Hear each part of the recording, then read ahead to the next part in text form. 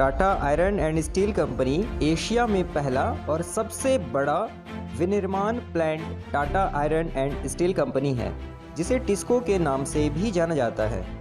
Tata iron and steel company Jharkhand के जमशेदपुर शहर में स्थित है, जिसकी स्थापना जमशेदजी नौसरवानजी टाटा ने 1907 में की थी और यह भारत का सबसे पुराना स्टील प्लांट है।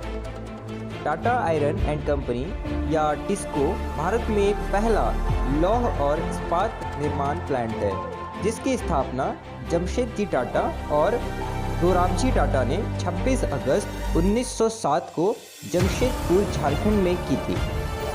Tata iron and steel company ने वर्ष 1911 में कच्चा लोहा का उत्पादन और वर्ष 1912 में इस्पात का उत्पादन शुरू किया। Tata iron and steel company ने प्रथम विश्व युद्ध के दौरान तेजी से प्रगति की और 1939 तक ब्रिटिश साम्राज्य में Tata iron and steel company द्वारा सबसे बड़े स्टील प्लांट का संचालन किया गया।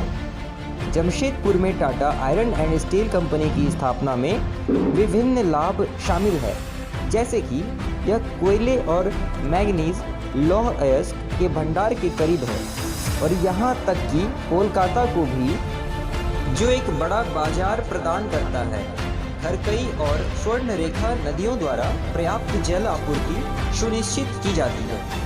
Tata iron and steel company का मुख्यालय मुंबई, महाराष्ट्र में है और इसका मार्केटिंग मुख्यालय कोलकाता और पश्चिम बंगाल में स्थित है।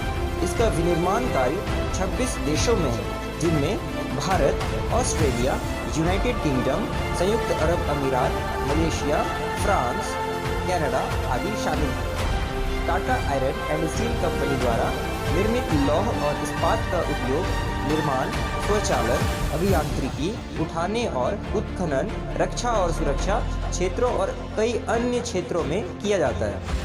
भारत में पहला लौह और इस्पात संयंत्र झारखंड राज्य के जमशेदपुर शहर में स्थापित किया गया था।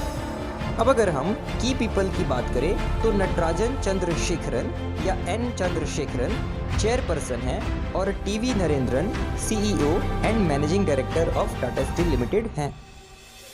लोहे का असल उत्पादन 1912 में शुरू हुआ।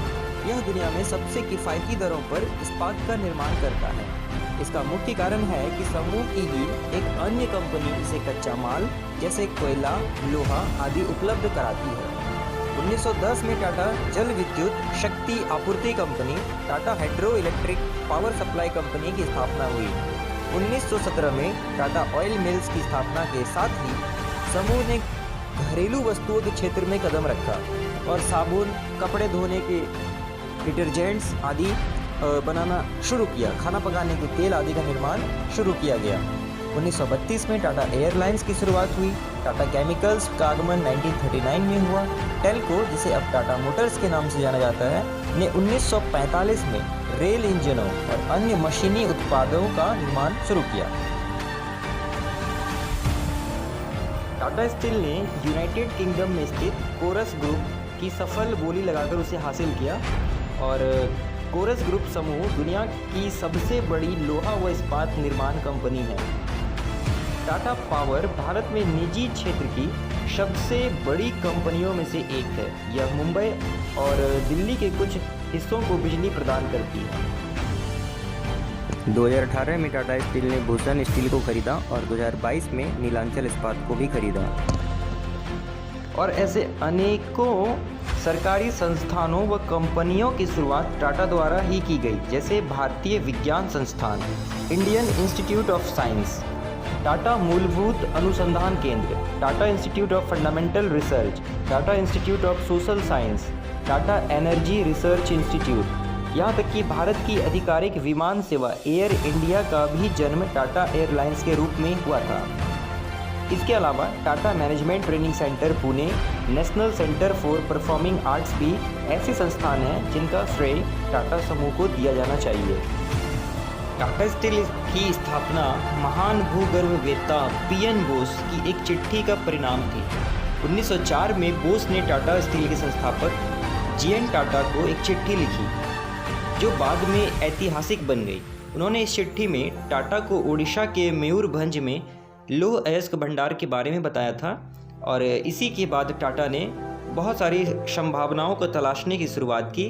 तत्पश्चात पूर्वी भारत के आदिवासी क्षेत्र में टाटा अभियान दल का प्रवेश हुआ, जिसने भारत के पहले स्टील प्लांट की स्थापना के लिए संभावित स्थल खोज की शुरुआत की। मैं आशा करता हूं कि टाटा ग्रुप के बारे में ये जानकारी आपको पसंद आई होंगी। धन्यवाद।